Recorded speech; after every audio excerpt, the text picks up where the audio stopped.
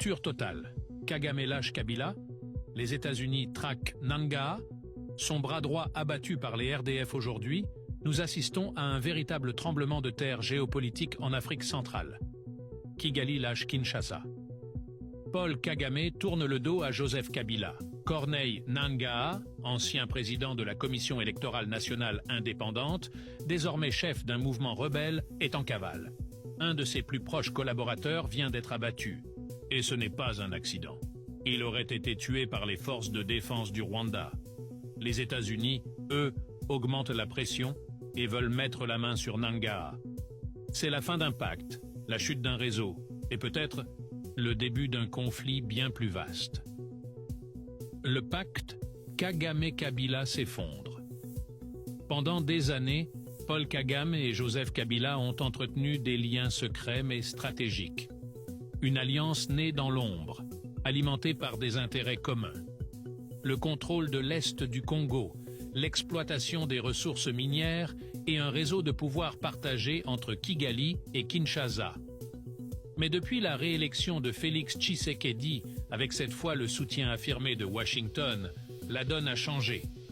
Kagame se repositionne. En privé, il critique de plus en plus ouvertement l'instabilité de Kabila, son isolement croissant et la brutalité de ses hommes sur le terrain. Autrement dit, Kagame veut tourner la page. Il cherche à se racheter une image auprès des partenaires occidentaux, à commencer par les États-Unis, et à redevenir fréquentable sur la scène Corneille Nangaa, l'allié devenu Fardo Corneille Nangaa, c'est l'homme par qui le scandale arrive. Ancien président de la Commission électorale nationale indépendante, il est soupçonné d'avoir favorisé l'élection de Félix Tshisekedi en 2018, tout en continuant de protéger les intérêts de Joseph Kabila.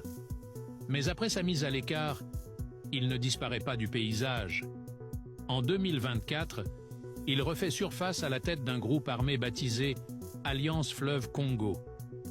Un mouvement rebelle qui prétend vouloir libérer le pays, mais qui est perçu comme une force supplétive au service du Rwanda et des anciens réseaux de Kabila.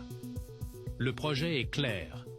Déstabiliser Tshisekedi, reprendre le contrôle de l'Est et réinstaller un pouvoir favorable à leurs intérêts. Le choc, l'assassinat d'un proche de Nangaa. Le choc est survenu il y a quelques heures à peine. Jacques M., bras droit de Corneille Nangaa, a été tué dans la région de Beni. Selon plusieurs sources sécuritaires, il a été abattu lors d'une opération ciblée par les forces de défense du Rwanda, autrement dit les militaires rwandais. Jacques M. était l'un des hommes clés du dispositif de Nangaa. Il assurait les contacts avec Kigali, organisait la logistique de l'Alliance Fleuve Congo et coordonnait les flux d'armes et d'argent. Son élimination est un message très clair. Kagame rompt avec Nangaa. Et c'est aussi un signal à Washington pour prouver que le Rwanda n'est plus dans le jeu de déstabilisation du Congo. Les États-Unis entrent dans la danse. Depuis plusieurs semaines, les services de renseignement américains suivent de très près les agissements de Corneille Nangaa. Pour Washington, il ne s'agit pas seulement d'un chef rebelle.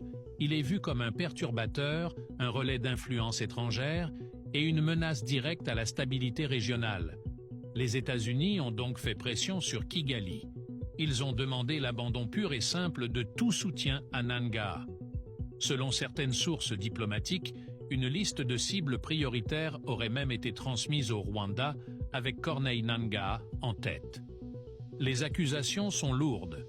Financement illicite, opérations de subversion et liens avec des groupes armés responsables de massacres dans l'est du Congo. Washington veut en finir avec cette menace avant qu'elle ne prenne de l'ampleur. Nangaa, en fuite, désavoué par Kagame, traqué par les services américains, abandonné par son réseau, reste connecté